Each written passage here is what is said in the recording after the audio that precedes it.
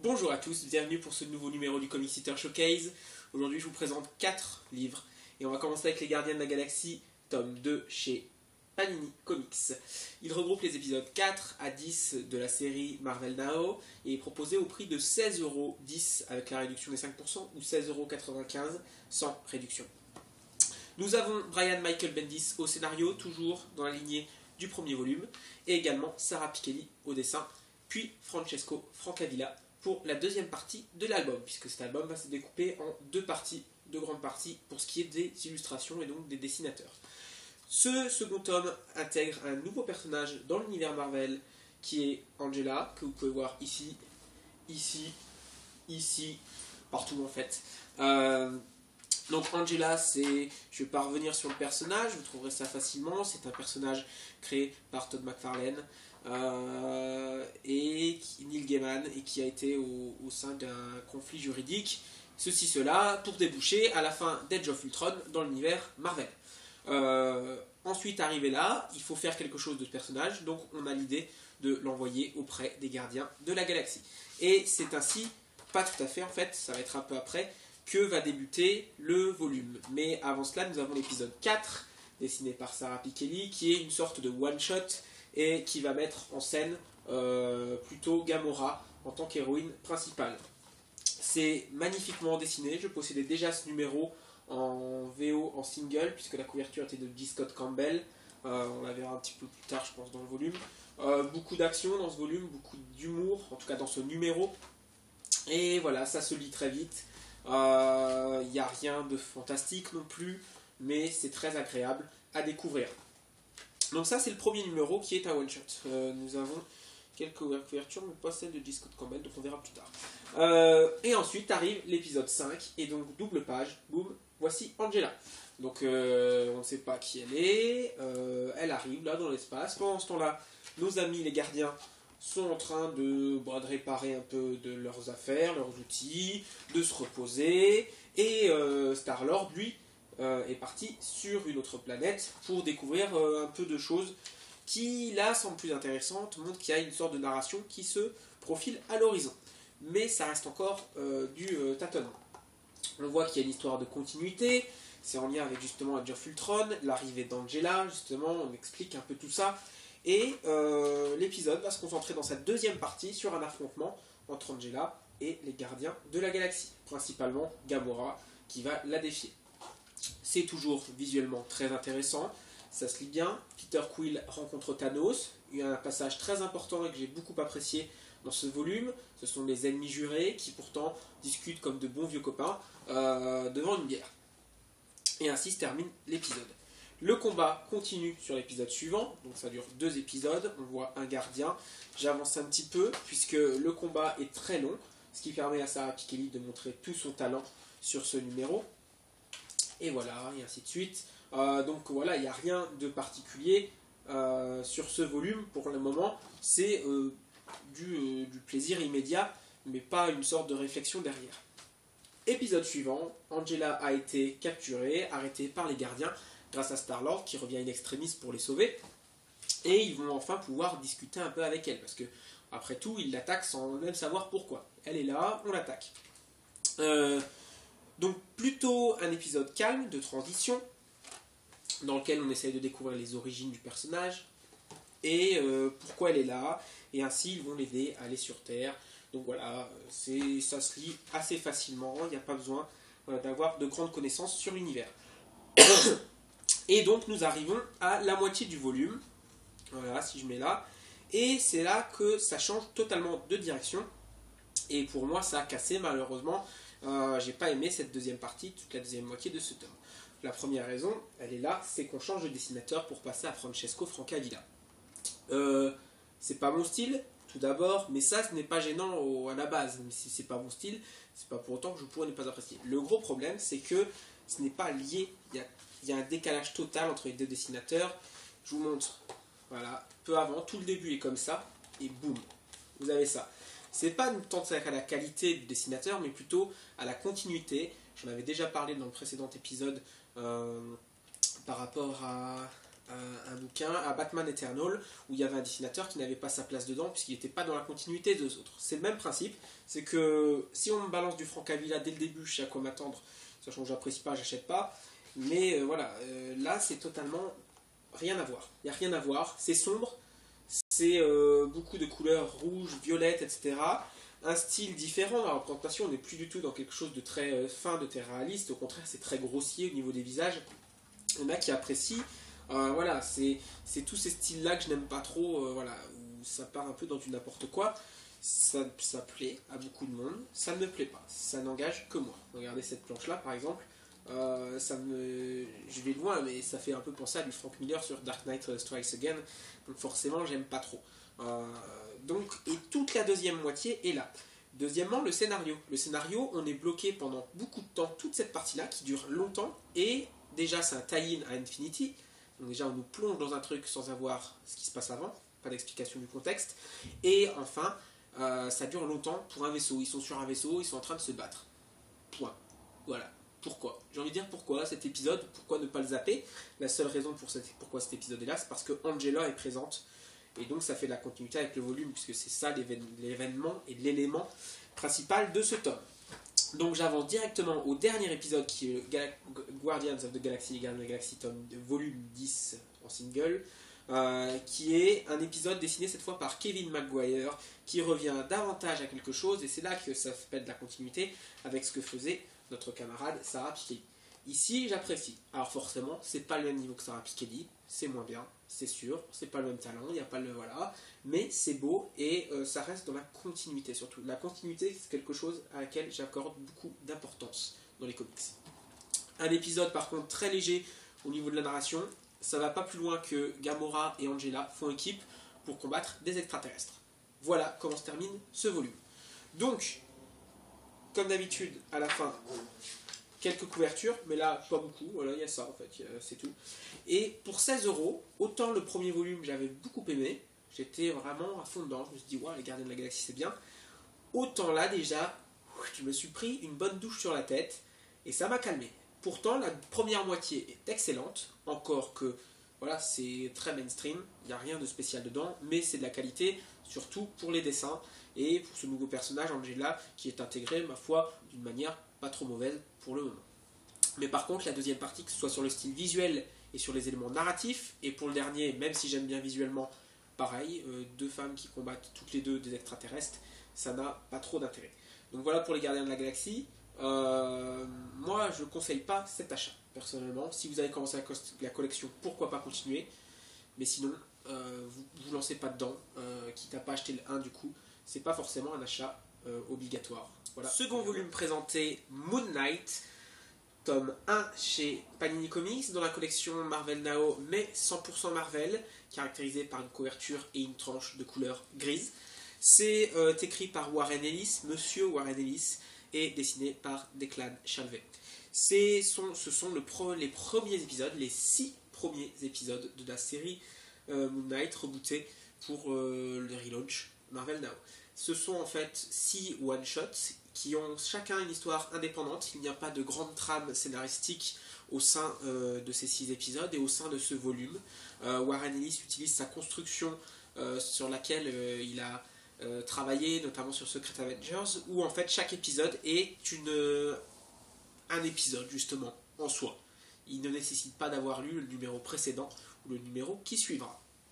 On peut déjà parler, puisque c'est la première fois que j'en achète un, de cette nouvelle collection Marvel Now en format en dur, en hardcover, qui possède finalement les mêmes caractéristiques que les Marvel Now classiques, même à peu près la même forme, ouais, la même épaisseur, c'est cartonné. La seule différence, c'est qu'on opte pour du blanc pour les Marvel Now purs et pour du gris pour les 100% Marvel qui ont été donc retransformés avec ce nouveau format. On rentre un peu dans le détail. Alors c'est un volume que j'ai acheté pour me faire plaisir vraiment, parce que j'aime Moon Knight tout d'abord, premièrement, qui est un personnage que j'aime beaucoup dans l'univers Marvel, et aussi parce que c'est du Warren Ellis. Donc 6 one-shot, comme je vous l'ai dit, chaque épisode raconte quelque chose qui met en avant une des personnalités de Moon Knight, puisque Moon Knight, il est schizophrène, il a plusieurs différentes personnalités, Et en fait, tout ça a commencé puisque soldat, puis mercenaire, il a fait plein de choses dans sa vie. Il est laissé pour mort devant la statue d'un dieu égyptien d'ailleurs, ou je ne sais pas si c'est égyptien, la déesse ou le dieu de la lune. Est-ce que c'est une déesse ou un dieu? Petite question que je me pose. N'hésitez pas à répondre en commentaire. Toujours est-il que voilà, c'est pour ça qu'il est habillé en blanc et qu'il porte le symbole de la lune sur lui. Alors vous allez me dire, pour un homme, et c'est ce que lui disent ses amis, pour quelqu'un qui combat le crime la nuit, s'habiller tout de blanc, en costume, c'est un peu voyant. Sauf que contrairement à un Batman ou un autre personnage, et il le dit, il le dit clairement, c'est que moi, je veux que vous voyez venir, je veux que vous sachiez que je viens pour vous. Donc lui, il n'a pas peur, il se cache pas dans l'ombre, au contraire, il vient. C'est limite, on met les rétroprojecteurs sur les, et voilà, j'arrive les gars. Donc premier numéro, un tueur, qui s'attaque à des bodybuilders, à des gens qui font de la musculation, et qui s'avère être un ancien du Shield. Donc Moon Knight va le défier, va découvrir pourquoi, et on commence déjà à établir les liens entre Moon Knight et la police, c'est-à-dire qu'il est aidé par un inspecteur de police, qui d'ailleurs, parce que Moon Knight est quand même un criminel, il est recherché, et quand un policier veut l'arrêter, on lui dit non, non, c'est pas Moon Knight, c'est Monsieur Knight. Attention, puisqu'il porte un costume, il porte pas un vrai costume cravate, c'est pas le costume avec la cape, etc. Et c'est le nouveau justement déguisement, on va dire, du personnage de Moon Knight. À la fin de chaque épisode, pas toujours, mais en tout cas c'est sous-entendu, en tout cas dans le premier il le fait, il rentre chez lui, en tout cas dans une vieille bâtisse, et il va discuter avec ses autres personnalités, puisqu'il a 4 différentes personnalités. Voilà, je vous laisse découvrir d'ailleurs ces personnalités, parce que c'est un peu compliqué à expliquer. L'épisode numéro 2 fait cette fois suit le cas d'un sniper qui tue des gens. Et là, Warren Ellis, et surtout le dessinateur, Declan Shalvey, ont utilisé un procédé assez intéressant, c'est-à-dire qu'on commence avec des pages pleines au niveau des cases, et au fur et à mesure que des gens sont tués, éliminés, les cases disparaissent, c'est-à-dire que, regardez, cette case-là, ça correspond à une personne qui est morte. Là, là, vous voyez, il n'y a plus. Ensuite, eux sont morts. Donc logiquement, je tourne. Oh, surprise, il n'y a plus rien. Oh, il n'y a plus rien. Ensuite, eux. Oh, bah il n'y a plus rien. Et ainsi de suite. Voilà, jusqu'à ce qu'il ne reste plus qu'une personne. On ne va pas s'embêter à mettre une page blanche. Mais voilà, ça, ce sont des procédés, un découpage de la page vraiment bluffant. Ensuite, épisode 3, avec de l'action et surtout un peu de paranormal, puisque Moon Knight va s'attaquer, j'espère que je ne me trompe pas, oui c'est ça, il va s'attaquer à des fantômes, des punks fantômes, regardez ici. Donc on nage dans le surnaturel, déjà que Moon Knight avec ses pouvoirs c'est surnaturel, et voilà, il va essayer de chercher comment les battre, puisqu'il se prend une grosse dérouillée, Moon Knight, malgré sa force, puisqu'il passe à travers, alors qu'il est censé être mort, il le dit, moi aussi je suis mort, alors pourquoi moi je peux pas les toucher, mais eux aussi. Et il va faire appel donc à un artefact égyptien. Il n'est même pas au courant qu'il a ça chez lui. Il a un musée, voilà. Il a un musée tout entier chez lui et puis il se dit je me souviens pas, j'ai acheté ça. Mais voilà, il a. Et donc il va trouver tout un arsenal et un costume, voilà, un petit épée samouraï avec un bec d'oiseau. Et il va pouvoir mettre une dérouillée à son tour à ses punks, fantômes. Attention, il y a une nuance. Et ainsi se termine l'épisode. Voilà, c'est aussi simple que ça. Et tout le livre est ainsi. On part dans le monde des rêves après, avec des gens qui font des cauchemars, etc. Et Moon Knight va enquêter, et ainsi de suite. Épisode suivant, qui est vraiment hommage à des films d'action, ça va être cette fois Moon Knight qui arrive dans un immeuble rempli de bandits, de criminels, de tueurs. Et lui, il va pas passer par le toit pour essayer de s'attaquer directement à la personne. Il va monter les marches, il va monter les étages un par un, les marches une par une. Et il va mettre une dérouillée aussi à tout le monde. Donc ça c'est Moon Knight, voilà, il fait pas dans la dentelle. Les pages se succèdent et il continue. Vous voyez que le dessin est très appréciable. Ce n'est pas du Sarah Pikeli, comme je parlais tout à l'heure, justement, du style très réaliste, mais j'aime bien. Il y a un soin, et puis forcément, vu que la narration est très bonne, vu que le découpage est très bon, tout ça sent très bon. Donc voilà pour cet épisode. Et on a un tout dernier épisode. Toc toc toc. Où cette fois, il va devoir combattre un rival, quelqu'un jaloux de son succès, et qui veut devenir son rival, mais en noir.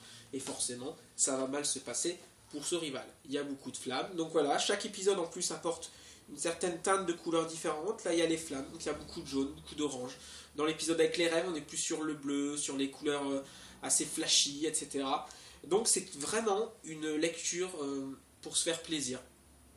C'est pas une grande lecture, c'est pas un indispensable, loin de là, c'est vraiment quelque chose de très dispensable. Mais c'est si vous voulez vraiment lire autre chose, vous en avez marre de lire des trucs classiques, et vous voulez vous offrir un petit truc one-shot qui n'engage rien, qui ne nécessite pas d'achat autre que celui-ci, je vous recommande ce Moon Knight. Et aussi, clairement, pour la leçon de comics, pour la leçon d'écriture, la leçon de dessin, et la leçon de découpage, de gestion, du cadrage, tout ça. Voilà. En fait, c'est un peu ce qu'il faut faire dans le comics. Voilà. Après, on aime ou pas, mais pour ses qualités intrinsèques, c'est un guide du comics, ce truc-là. Donc franchement, Moon Knight 100% Marvel, ça coûte 15 euros, je crois, un peu moins. Et c'est un beau livre, une histoire intéressante, et ça peut se relire. Franchement, c'est très beau. Donc ça, c'est du Moon Knight. On va maintenant faire un tour chez Urban pour vous présenter Injustice, année 1, partie 1. Donc le volume 1 édité chez Urban Comics.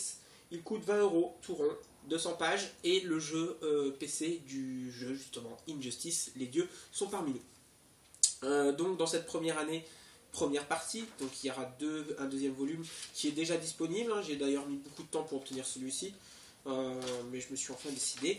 Nous avons au scénario Tom Taylor et au dessin, à cause du fait que ce soit une série digitale à la base, toute une armée de dessinateurs, et il n'y a pas vraiment de dessinateurs ultra connus, donc je ne vais pas rentrer dans les détails.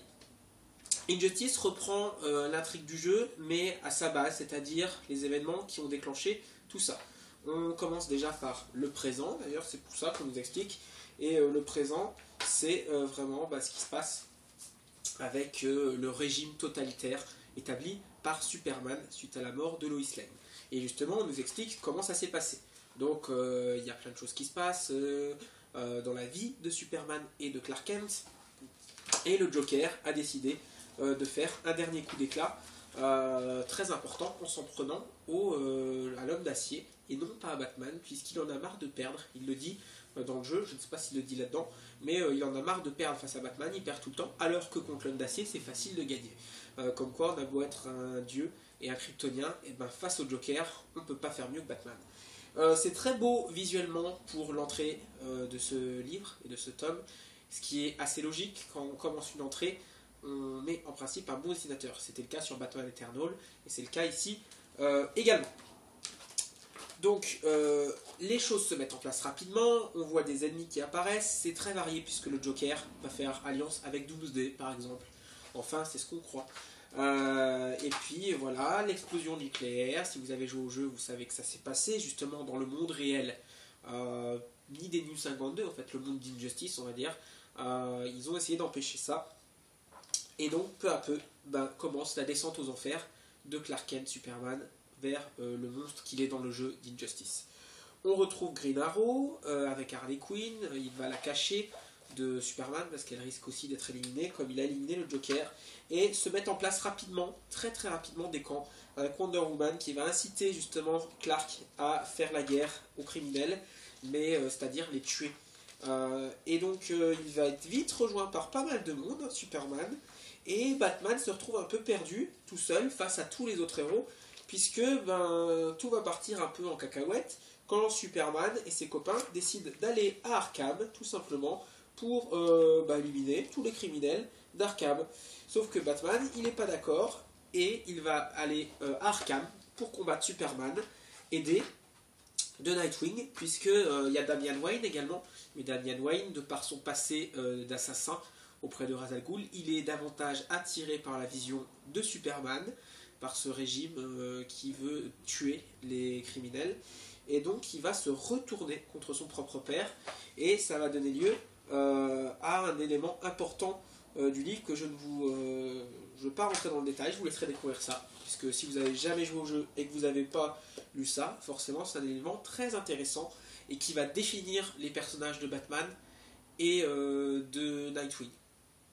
Simplement, pour ceux qui connaissent, par contre, j'étais très déçu par l'explication, c'est-à-dire que j'en attendais beaucoup de par ce que j'avais vu dans le jeu, et l'explication finalement, je me suis dit, bon, le coup de bâton dans la tête, vous verrez, c'est un peu léger quand même. Moi je m'attendais vraiment à un véritable acte très dur de trahison, etc. Donc la guerre est déclarée entre ces personnages-là, et on sent que les pièces de l'échiquier se mettent petit à petit en place. avec un Superman qui devient de plus en plus dur au fil des épisodes. Tout d'abord, le gros moment où vraiment quand il devient vraiment méchant, c'est quand il décide de prendre la cité d'Atlantis avec ses copains, donc Green Lantern, etc. Ils l'apprennent puisqu'il refuse Aquaman d'obéir à Superman. Il lui dit tu peux peut-être diriger la Terre, mais tu ne diriges pas l'Empire des Mers, c'est moi le roi. Sauf que il se tape dessus, etc. Aquaman décide d'envahir la Terre, en tout cas de les menacer. Et au lieu que ça calme Superman, Superman prend Atlantis et la met au milieu d'un désert. Donc forcément, Aquaman, il est forcé de se soumettre à Superman. Et voilà. Donc tout ce livre montre la descente aux enfers de Superman. Flash, lui, découvre que tout va mal. Lui, il est un peu perdu parce qu'il se rend compte que c'est mal ce qu'ils font. Mais en même temps, c'est ses copains. Donc voilà, il essaye de tempérer un peu les choses en disant on va peut-être pas aller jusque-là, il avait rien fait de mal, c'était léger, on pouvait simplement l'arrêter. Mais Wonder Woman et puis tous les autres zinzins comme Superman, c'est non, nous on est des dieux et on va tuer tout le monde. Et c'est très important, j'espère qu'ils vont développer cet aspect de Flash, puisque dans le jeu vidéo, Flash, qui fait également partie du régime de Superman, va vers la fin du jeu se retourner contre lui et voir qu'il faut rejoindre l'insurrection dirigée par Batman, parce que c'est le meilleur choix à faire. Parce que Superman, il est fêlé, Wonder Woman, elle est fêlée, ils sont tous fêlés, Green Lantern, il est fêlé, et puis il faut leur botter les fesses avec les vrais héros du vrai monde. Donc voilà, les dessins se succèdent, un peu à peu près dans la même lignée, même si il y a quand même d'une page à l'autre parfois des trucs qui choquent, mais il n'y a rien de vilain, il n'y a rien d'exceptionnel, et du coup on passe un bon moment avec un récit vraiment très bon et des dessins honorables. Donc voilà, que dire de plus? Si les dessins sont honorables et que le récit, lui, est excellent, voilà, tant qu'à faire. Alors reste à voir comment ça se développe. C'est une histoire qui se développe sur plusieurs années. Ça, c'est l'année 1 qui compte 2 gros volumes comme ça. Ensuite, il y a l'année 2, ça se continue encore aux États-Unis, donc ça se continuera encore chez nous. Donc voilà, elle a un bel avenir. Je ne suis pas en VO, donc je ne sais pas si après ça rejoint le jeu et que du coup on suit les éléments du jeu dans le comics, ou alors si ça va vraiment aller jusqu'au début du jeu et que le comics s'arrêtera là, je n'en sais rien. Toujours est-il que voilà, c'est très intéressant. Alors là c'est le fameux passage où je vous disais qu'ils sont à Arkham et que voilà, c'est la grosse baston. Les super-héros combattent les super-vilains et les super-héros combattent les super-héros. En tout cas Batman et Nightwing combattent les autres super-héros. Et voilà, je passe directement un peu plus loin. On a Batman énervé parce qu'il est arrivé quelque chose et Catwoman essaye de le consoler, voilà, de dire faut se remettre mon vieux, faut se remettre de ça. Et donc Batman, qui est engagé par le président des États-Unis lui-même pour contrer la menace que représente désormais Superman, va former sa propre équipe. Donc il compte déjà sur Catwoman. Il a un dossier et notamment il va recruter, en tout cas c'est ce qu'il semble parce qu'il n'a pas encore été la voir, Huntress, Black Canary, donc un peu tous des personnages finalement humains, sans trop de pouvoir, et qui sont encore attachés à la cause de on ne tue pas les gens. Voilà, vous avez à la fin donc Huntress, Batwoman, Aquaman, Atom, Green Arrow, effectivement, donc tout ça, ça va être les alliés de Batman.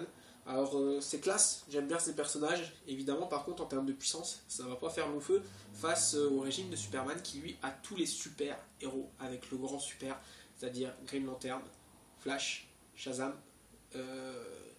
Wonder Woman, Cyborg et compagnie, donc des gens qui sont surpuissants.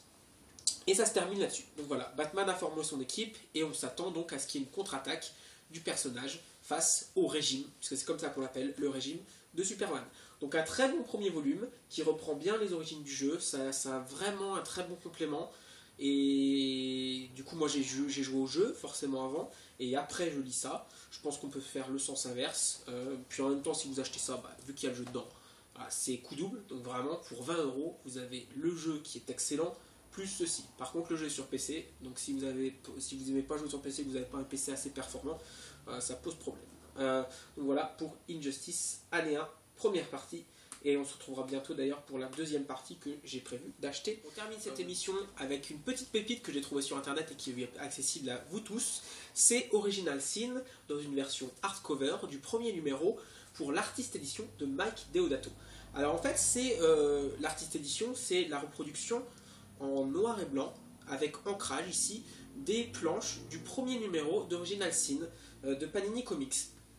La particularité de ceci, puisque ça existe par exemple en VO, c'est les éditions Director's Cut, et ce sont des petits singles en format souple. Ici, c'est vraiment du grand format, on est sur les mêmes formats qu'un Marvel Now classique, vous voyez, alors qu'un mensuel, un kiosque ou un single serait beaucoup plus petit.